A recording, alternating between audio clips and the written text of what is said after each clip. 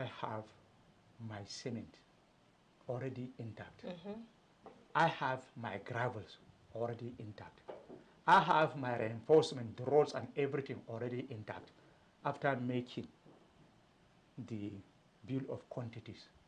I know what I need that will be enough for me to deliver this product. Mm. You see, you have now beat that issue.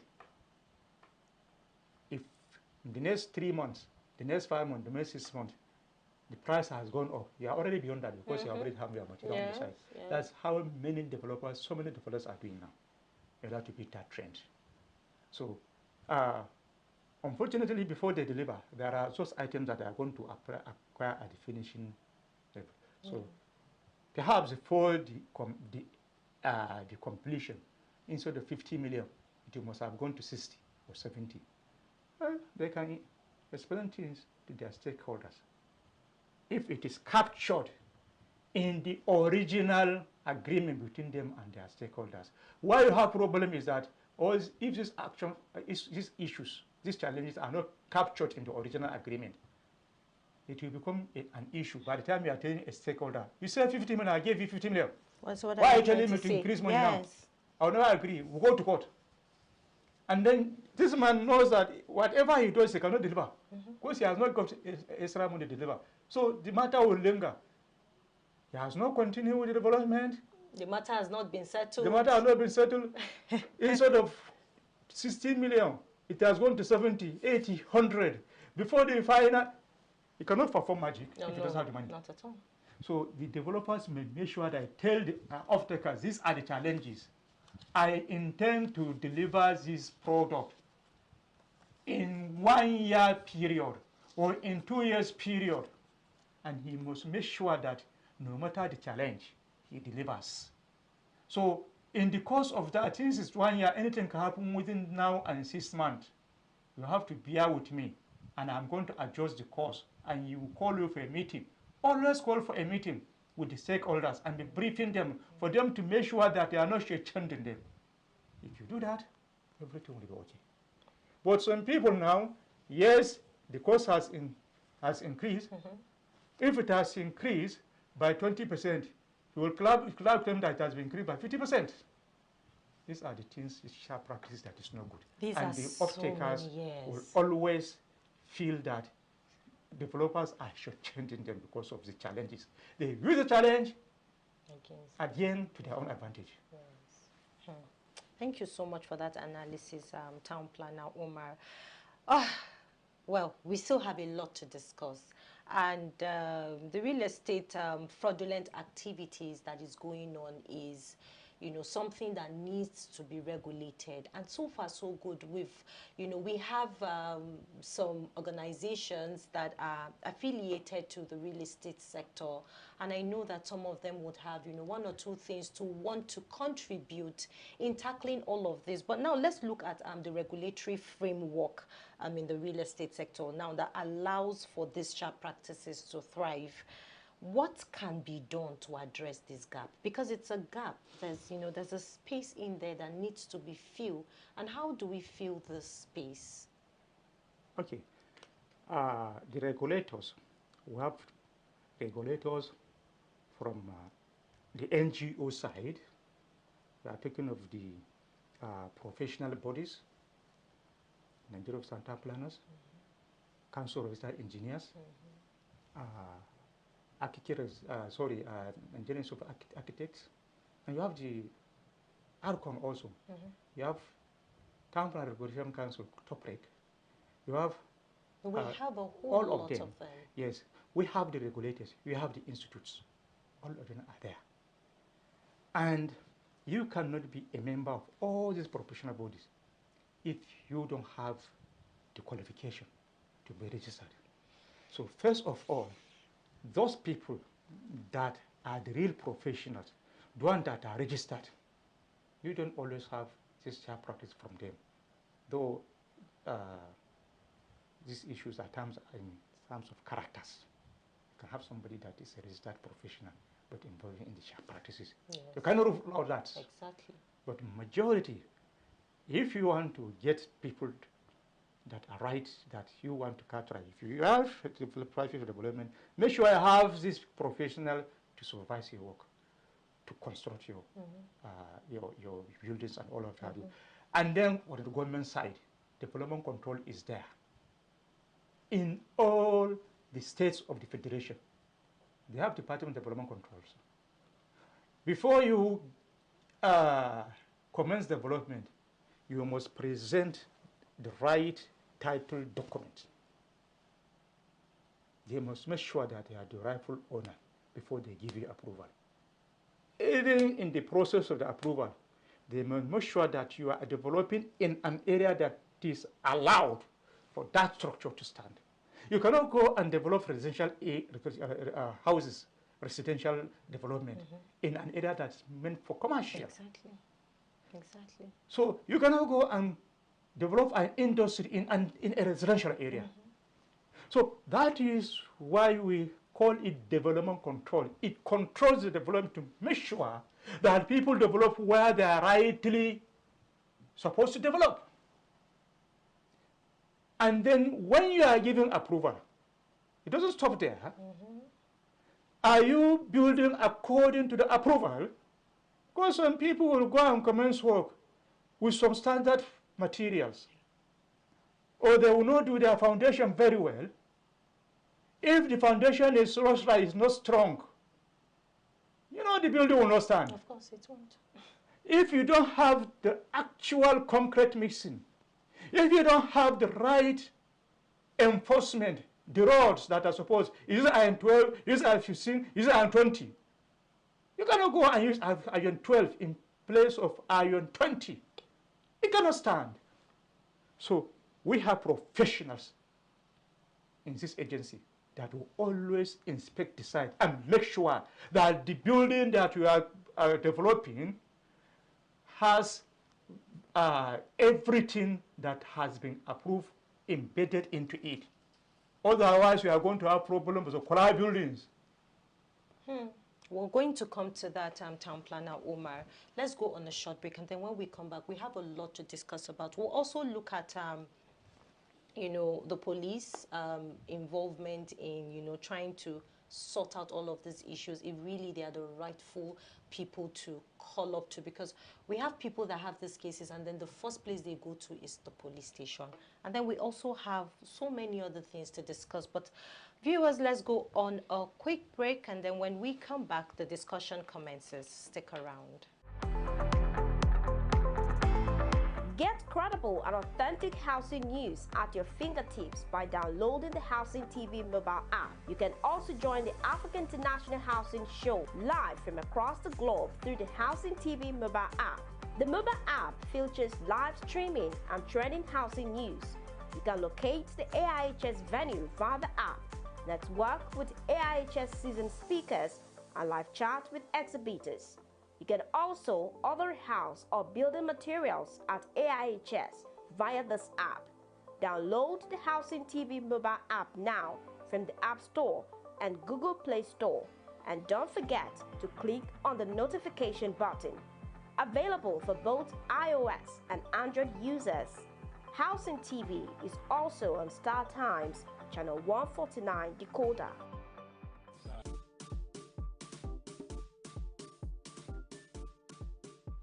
Welcome back. Glad to know you're still there. If you're just joining us, this is Good Morning Africa show on Housing TV Africa. We're discussing property sector, tackling real estate fraud and sharp practices in Nigeria. Now, I and Town Planner Omar Shoaib has been discussing about those fraudulent activities and a whole lot. So now this brings me to my next question, sir. We just spoke about the gap that we have in the real estate sector and how it can be, you know, filled up in tackling the fraudulent activities that we have. Now, let's look at both property sales and rentals. How have rising property prices and construction costs influenced the prevalence of fraud in the sector, in both buying and selling? You see, first of all, the cost of material is a major important factor. I cannot construct my house, which a unit costs 100 million naira, to go and sell it at 80 or 50. You have to make gain. I'm doing that to make gains, to make money. Yes. I must make profit. So if I construct a house at the rate of 100 million, at least let me get maybe 5 million, 10 million, just marginally. Yes. But depending on the circumstances and the location also matters. The cost of a house in the central area or in phase 1 of the city development is much higher than in phase 2 or phase 3. So if you are looking for house relative to your own capability, you must know where you belong. You can get your house somewhere outside. But if you are trying to get a house very close to the city and somebody is offering that, if it is a rent or ownership, outside ownership as a cost, it's very cheap and that, please think twice. Beware. Think twice. I like that. So rightly, there are professionals in the field that can guide. We have the property developers. We have the rightful property agents that can guide aright. Just get hold of them and they can guide you. Secondly, the system is there for you to confirm. Yes, somebody wants me to rent a house at a place. How does he get approval? Please go and confirm. Because by the time you rent or you buy, at the end of it all, there are so many issues that a development, they are going to use your investment. If the man even eventually pay you back your money, the inconvenience is there. Yes. The trauma. Because of the trauma and the inconvenience. Pain, yes. Transferring your goods, your family getting here and there, before you can get another place. You see, at times, the people, they know themselves that what they are doing is wrong. And they would like to recruit you because you are already a victim. You don't have an option to help them fight. If possible, to get that land or this property back, they will recruit even the innocent tenants or innocent stakeholders that bought the house or the land or whatever is bought before the final product. They become recruited. Because they are also trying, if the man got it right, they are also saving themselves. But there is nothing they will do if it's a product of fraud that will stand. So the inconvenience is there. In the time of cost, yes, cost is a market issue. Costing is a market issue. We have the rightful developers. They develop in order to make profit. So the product is expensive now. So you should expect, if the building material are expensive, you should also expect the end product will also be expensive. So these are the challenges in the sector. Okay, so over time we have seen that the Nigerian police have will not be able to play, or rather fill in that gap that we have in tackling this fraudulent activities in the real estate sector. So it comes to my mind, is the police the right channel to direct all of this to, or do you advise a court should be established especially for, you know, these fraudulent activities happening in the housing sector? Because it's not something that happens once in a while. It's possible as we're speaking right now in the studio, someone has been defrauded out there and helpless, don't know what to do, where to cry to, and how they can get their money back. So what's your overview on that? You see, in the system, everybody has its responsibility. Whenever you catch somebody, the fraudsters, you have finished your work. They are handing over to them to the police. Yes. It's the police that are going to prosecute. They prosecute the criminal in the court of law. So everybody has his responsibility. However, the Constitution has made a provision for urban and regional planning tribunals. A special court. Okay. It's a court. It's doing the function, it's performing the consequence. And it's really functional? Yes, the problem is that it's in Abuja here, at times the administration, some administration will establish and make them to work.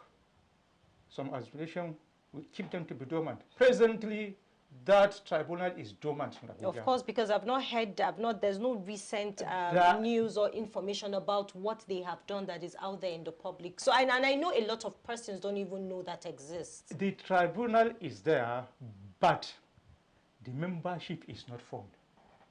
That is our office for Abuja Urban Regional Plan Tribunal under the FCD. It is there up to now, presently, but the thing has not been constituted. The membership has not been constituted. So what do you say is the problem of that? There should be members. These members are professionals. We have engineers, we have town planners, you have estate, all of them. There is a provision that you have this, that in that provision according to the law. The law is there. But the individual, the subsequent administration, some of it will establish them, some don't establish. Presently, it has not yet been established. It is still there. So all what will advise for the administration, if the administration now is, to constitute the urban and regional planning tribunal. It will solve so many problems. So it will make the matters that are going to the regular courts. It will have here, you have the professionals that are rightly placed to handle this matter because it involves property development. So if anybody has a case and it has been determined at the tribunal, if he feels not satisfied, he can appeal. He can go to the court for appeal. But whatever goes to the regular courts, they look at the findings and conclusion of the tribunal before them. If it is rightly made, they confirm, they affirm. If we still want to go to Supreme Court, you can go further. But if you have the tribunal in place, it will solve so many problems. So definitely the regulatory agency, development control, will do. If the development control got a fraudulent developer, they will hand him to the police. The police will do their diligence and come and get whatever information that will support their argument in court. Yes. They will get it from the development control. Even if it requires the officers to go and give evidence in the court, that is why they are there. Yes. And make sure that all these culprits are punished. Thank you so much, Town Planner Umar Shuaib, for that a very good overview concerning the police involvement with, apprehending fraudulent people. So let's move to your profession as a town planner, because I say this, it's a collective effort. One person cannot do it alone. One institution cannot do it alone. There's this thing with collectiveness. When we come together and put our hands together to chant a particular cause, trust me, we're going to have good results at the end of the day. So now, as a town planner, what role do you think professionals in your field can play in curbing fraudulent activities in the real estate? Yes, the issue is not the monopoly of a single professional body. Yes. In a development, you have an involvement of a surveyor. You have an involvement of town planner. You have an involvement of engineer. There are structural engineers, civil engineers. We have electrical engineers. We have mechanical engineers. All these professionals in the engineering profession are involved. in a single development, you have the estate also involved. So all the professionals are involved in a single development.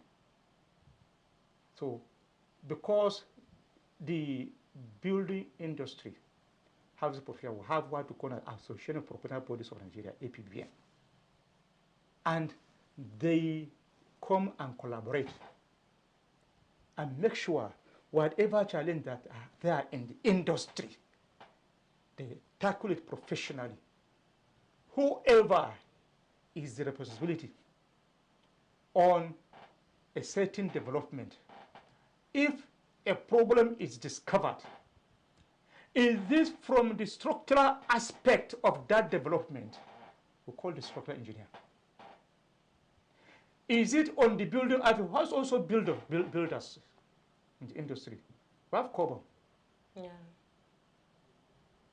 So is it the problem of the structural engineer, the architect that designed the structure? All of them, we must also come together. That is why in development control, you have all these professionals in order to vet a plan correctly. The town planners will do their own and pass it to the architects. The architects make sure that the requirements in the design are standard before they pass it to the engineers. Electrical engineer, physical, mechanical, and civil engineer. The engineering calculation must be right. Sure. All the columns and the beams must be seen to be rightly placed. And all the reinforcements, the sizes of the rods must be seen to be rightly placed before the approval is granted. That is how we work. All the involved professionals are involved. So there's no way we can talk about fraudulent activities without skipping building collapse, because it's still, you know, I always say one of the reasons why some of these buildings, we have building collapses almost everywhere in Nigeria is there are still fraudulent activities in the real estate sector. So now let's talk about incessant building collapses in Nigeria. What can you say is really the major issue of these buildings being collapsing on a regular? Yeah, a building collapse could have a history. Ab initio, if you have not got it right from the beginning, whatever you put is going to collapse. Why do I say that? Starting from the soil. Whenever the authority wants to declare an area fit for development, they have to test that land and make sure, yes, this area is feasible for physical development. The authority will not plan and make layout in areas that are liable to flooding, to have houses there.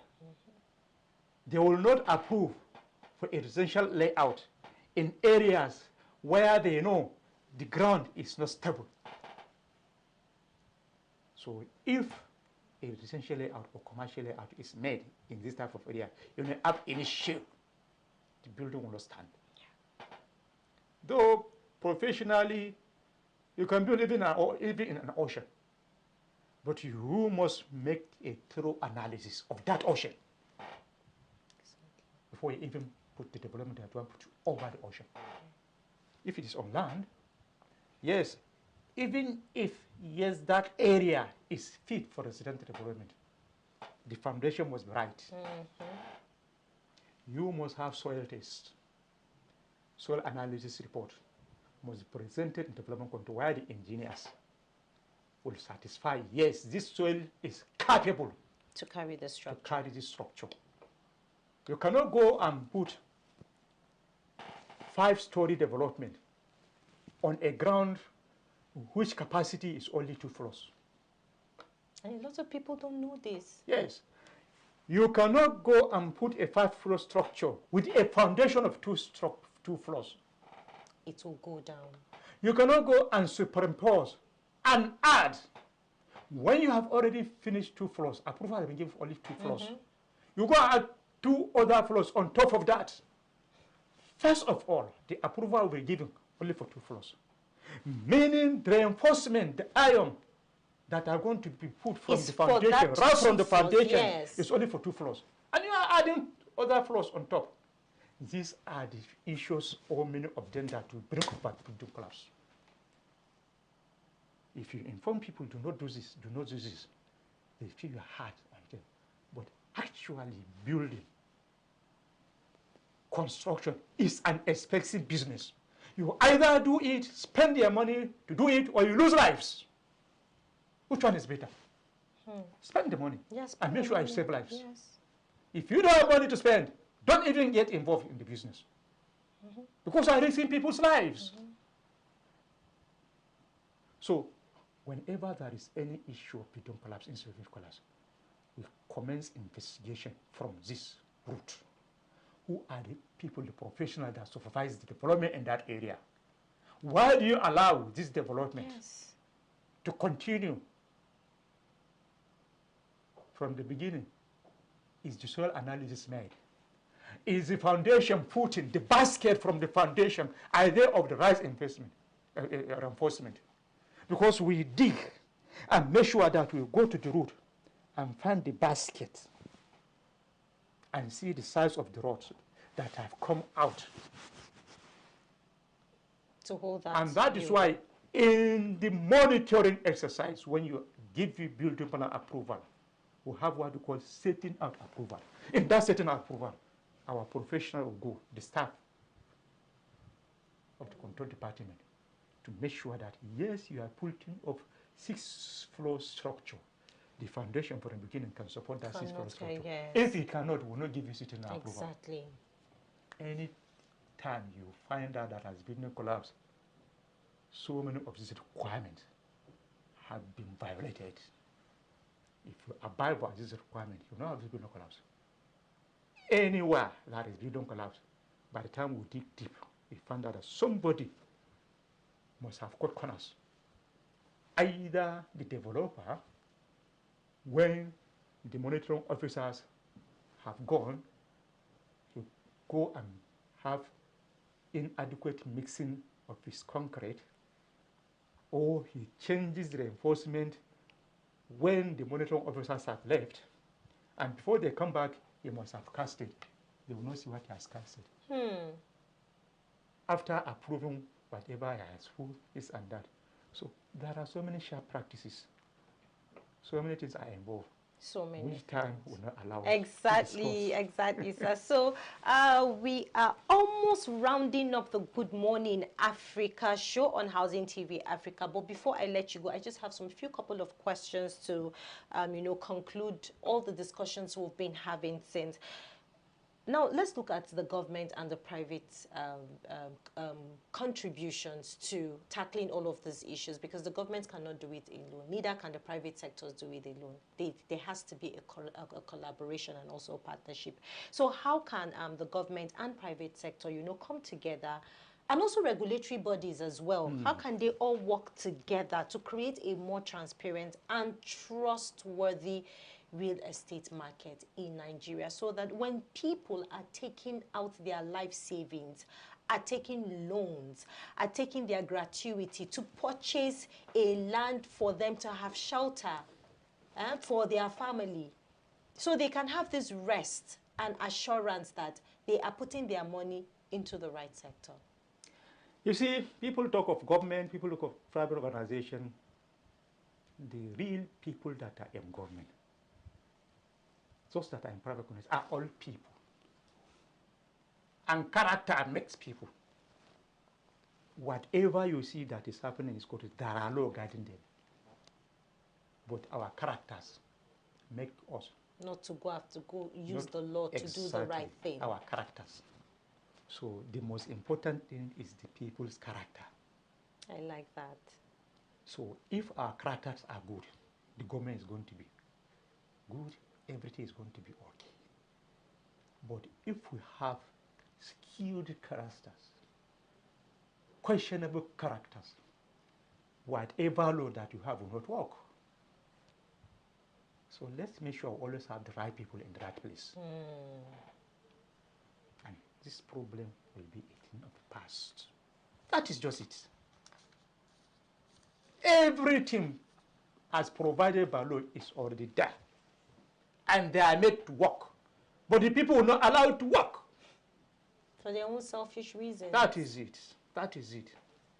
But if you believe whatever you have, see, it's just selfishness to accumulate and what you cannot. You cannot take it to when you leave the world. Your offsprings, you cannot live. Yes. You go and accumulate what? You don't know where you are leaving the world. You accumulate all this wealth. Get this, that, get this and that.